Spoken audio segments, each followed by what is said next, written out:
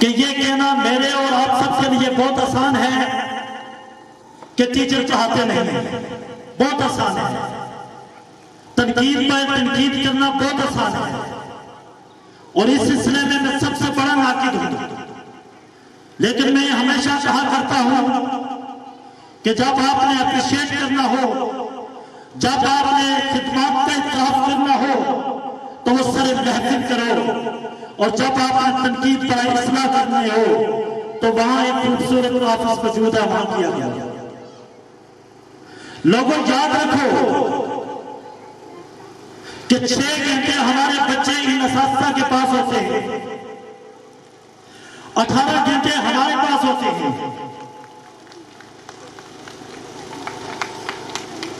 اب ہمیں اپنی ذمہ داریوں کا بھی احساس ہونا چاہیے، اور اساتذہ کو اپنی ذمہ داریوں کا بھی احساس ہونا چاہیے۔ تعلیمی ادارے ایک ٹرائی اینگل ہوتا ہے، والدین ہوتے ہیں، بچے ہوتے ہیں، اساتذہ ہوتے ہیں۔ جب تک ان تین کونے ہیں، ستون ہیں، ان کے درمیان کوارڈینیشن نہیں ہوگی، اس وقت تک ہم خاطر نتائج حاصل نہیں کر سکیں گے۔ تو لہذا تنقید ضرور کریں، لیکن ہمیں چاہیے کہ ہم اپنے گھر میں بچوں کی تیاری کریں۔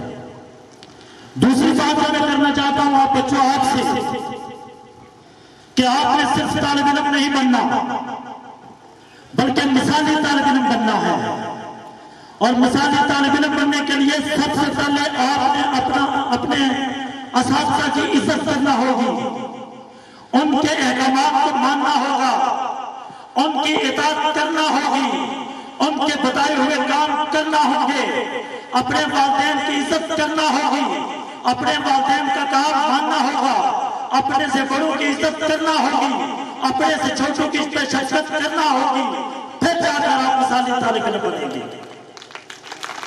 آج ہمارے معاشرے میں، ہمارے نظام میں ایک عجیب سلسلہ شروع ہو گیا ہے نمبروں کا، کہ جس کے سب سے زیادہ نمبر ہوں وہی جو ہے بڑا کوئی لائق طالب علم ہے، بلا شبہ نمبروں سے انکار نہیں کیا جا سکتا۔ لیکن عزیز بچوں، یہاں 1100 میں سے 1100 نمبر لیے، 1000 میں سے 1000 نمبر لیے، لیکن کوئی بوری سینا کی طرف پہ نہیں چلا، کوئی ابن خلدون کی طرف پہ نہیں چلا، کوئی سائنسدان نہیں بن سکا، زیادہ زیادہ ڈاکٹر بن گئے، انجینئر بن گئے۔ اس کی وجہ کیا ہے؟ اس کی وجہ یہ ہے کہ ہم نے رٹا سسٹم کو پروموٹ کر دیا ہے۔ یہ ادارہ as compared to other institutes which are situated in this locality، میرا یہ خیال ہے، میں ببان کے دل کہتا ہوں کہ اس ادارے نے بڑی حد تک رٹا سسٹم کو ختم کر کے تسلسل دیا ہے تعلیم کو، اور ہم کو اساتذہ کی عزت کرنی ہوگی، ہم کے اساتذہ کو سلام پیش کرنا ہوگا۔ اگر ہم اساتذہ کو سلام نہیں پیش کریں گے تو وہ بیچارے دل برداشتہ ہوں گے، وہ کیا پائیں گے۔ اور میں کل پرسوں ایک پوسٹ پڑھ رہا تھا فیس بک پہ، میرے بھائیوں، میرے دوستوں، میری بچیوں، میرے بچوں، وہ یہ پوسٹ تھی کہ اس وقت سب سے سستی لیبر پرائیویٹ ادارات کے ٹیچر سے، بظاہر جو ہے کہ تضحیق ہمیں بات تھی، لیکن حقیقت ہے کہ جتنی پرائیویٹ اداروں کے ٹیچر سے زیادتی ہے اتنی کسی اور ادارے سے نہیں ہے۔ میں ایک ادارے میں ایک ڈگری کانسٹیٹیوٹ پڑھاتا ہوں، 2 پیریڈ لیتا ہوں، 80 منٹ کا میرا کام ہے، اور 1.5 لاکھ میری تنخواہ ہے، اور یہاں ایک ٹیچر 7:30 بجے آتا ہے، 2:30 بجے جاتا ہے، اور اس کی تنخواہ جو ہے وہ 15 سے 20 ہزار یا 3 لاکھ جو ہے وہ 22,000 ہو، اور ہم اس سے توقع رکھیں کہ ہمارے بچے افلاطون بھی بنیں گے، رازی بھی بنیں گے، غزالی بھی بنیں گے، یہ نہیں ہو سکتا۔ میں اس سٹیٹ کی وساطت سے، صوبیدار جاوید صاحب آپ کی وساطت سے، میں ریفیوجی مینجمنٹ سیل اور KDF سے بھرپور مطالبہ کرتا ہوں کہ یہاں کے جتنے بھی ٹیچرز ہیں ان کی تنخواہوں میں اضافہ کیا جائے۔ اس کی وجہ یہ کہ یہ مہینہ ختم ہوتا ہے، ہم جو سرکاری جاب ہولڈرز ہیں، آج کل ہمارے کیلکولیٹر چلتے ہیں، 4 जून को बजट होना है, 15 जून को बजट होना है, 10% होना है, 15% होना है, 20% होना है, कितना इजाफा हुआ है। तो अगर हमारी ये जरूरत है तो फिर इन असातिज़ा की भी जरूरत है। इस पर हमें भी अपना किरदार अदा करना चाहिए और अदारे ने भी अपना किरदार अदा करना चाहिए। तीसरी बात जो मैं फिर तलबा की तरफ जाऊंगा कि आपकी तालीम का एक मकसद होता है। तालीम का मकसद किताबें पढ़ के पेपर की सूरत में इम्तिहान पास करना नहीं। तालीम आपको, जिस तरह यहाँ बच्ची ने बड़ी खूबसूरत बात की कि मुफस्सी तहजीब की आदाब बता देती है। अगर तालीम को सही मकासद के तौर पर इस्तेमाल ना किया जाए तो फिर किसने कहा था कि तालीम भी वो फितना वाला शेर पढ़ा था? तो फिर उस तालीम का मकसद नहीं होगा। तालीम का मकसद यह है कि हम हक और बातिल के दरमियान तमीज कर सकें, अब सच और झूठ के दरमियान तमीज कर सकें, आप अच्छी और अच्छाई और बुराई के दरमियान तमीज कर सकें। अगर आप ये नहीं कर सकेंगे तो फिर आपकी तालीम का कोई मकसद नहीं होगा। इसलिए कि इकबाल ने कहा था, ये हिकमत मलकूती, ये इल्म लाहौती, धर्म का दर्द का दरमान नहीं तो कुछ भी नहीं। ये जिक्र नीम शबी, ये मराद पे ये सरूर, ये जिक्र नीम शबी, ये मराद पे ये सरूर, तेरे खुदी के तर्जुमान नहीं तो कुछ भी नहीं। और दिल से कह भी दिया ला इलाहा तो क्या असर, दिल और निगाह मुसलमान नहीं तो कुछ भी नहीं। और आखिरी बात बच्चों, जिन भी कौमों ने अपनी तकदीर बदली है, यहाँ इस साल में मैंने तकरीबन मजबूरी तौर पर मुख्तलिफ अदारों में तकरीबन 7 या 8 प्रोग्राम देखे हैं, लेकिन मैं दिल से कहता हूँ कि पूरे साल की जो बेहतरीन तकरीब थी वो बैरून निसाब की थी। और शायद इकबाल ने कहा था कि दिल से जो बात निकलती है असर रखती है, पर नहीं ताकत प्रवास मगर रखती है, कुदसी और असल है, रिफत पे नजर रखती है, ख्वाब होती है, गर्दों पे नजर रखती है। इस तकरीर के अंदर बहुत से असबाब हैं, लेकिन अफसोस कि हम अप्रिशिएट नहीं कर सकते। तो मैं बात कर रहा था कि जो कौमों की तकदीर है वो तालीम से तब्दील होती है। आप एक वाक़या बता इजाजत लूंगा कि जापान के अंदर 1945 के अंदर अमेरिका ने एटम बम गिराए थे, जापान को निस्तो नाबूद कर दिया था। कुछ अरसे के बाद अमेरिकन जापान के पास आया और कहा वहां का फॉरेन मिनिस्टर कि आपको क्या चाहिए। तो जापान वालों ने असला नहीं मांगा था, जापान वालों ने नौकरियां नहीं मांगी थी, जापान वालों ने वो हाथ नहीं फैलाए थे कि हमारी मदद कर तो माली मदद, बल्कि जापान वालों ने कहा था कि अमेरिका के जितने भी कॉलेजेस और यूनिवर्सिटीज हैं उनके अंदर हमारे स्टूडेंट्स का दाखिला फ्री कर दिया जाए। उन्होंने कहा ये तो कोई मसला नहीं।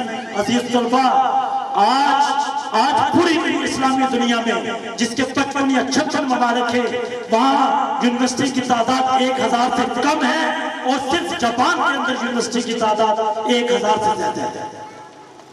तो लिहाजा जब तक हम तालीम की तरफ तवज्जो नहीं देंगे, हम शिकवे करते रहेंगे, गिले करते रहेंगे।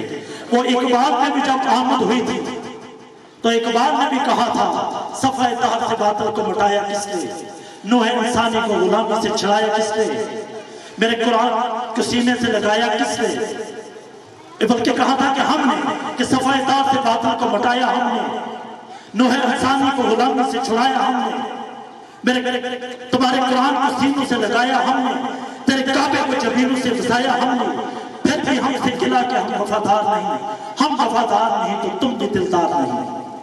तो फिर जब आवर्त हुई थी, ये आमद और आवर्त ये उर्दू अदब में एक इस्तिलाह है। आमद जो एक अलहम की सूरत में हो जाती है, कुदरती तौर पर ख्याल आ जाता है, और आवर्त गौर और फिक्र के बाद जब तखय्युलाती तौर पे इकबाल ने जवाब दिया था तो फिर पूछा था मुसलमानों से, दौरे हादर के मुसलमानों से पूछा था कि सफ़े तार से बातों को मिटाया किसने, नूह इंसानी से गुलामी को छुड़ाया किसने, मेरे कुरान को सीनों से लगाया किसने, मेरे काबे को जबीनों से बसाया किसने। थे तो वो तुम्हारे ही अवाम, मगर तुम क्या हो, हाथ पे हाथ धरे फिक्र फरता हो।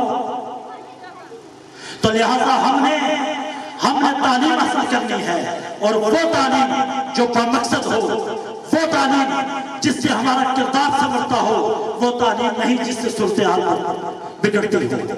اور اس تعلیم کا فقدان جو ہے، اسی وجہ سے وہ کہا تھا اقبال نے کہ وہ پختہ خیالی نہ رہی، واضح قوم کی وہ پختہ خیالی نہ رہی، بلکہ تبھی نہ رہی شعلہ مکالی نہ رہی، رہ گئی رسم ازاں روح ملالی نہ رہی، فلسفہ رہ گیا تلقین غزالی نہ رہی، مسجد مرثیہ خواہے کہ نمازی نہ رہے، یعنی وہ صاحب اصحاب حجاجی نہ رہے. حضرات محترم، اور میری بیٹی نے ادھر یہ کہا کہ اخلاقیات نہیں معاشیات، بالکل بجا فرمایا.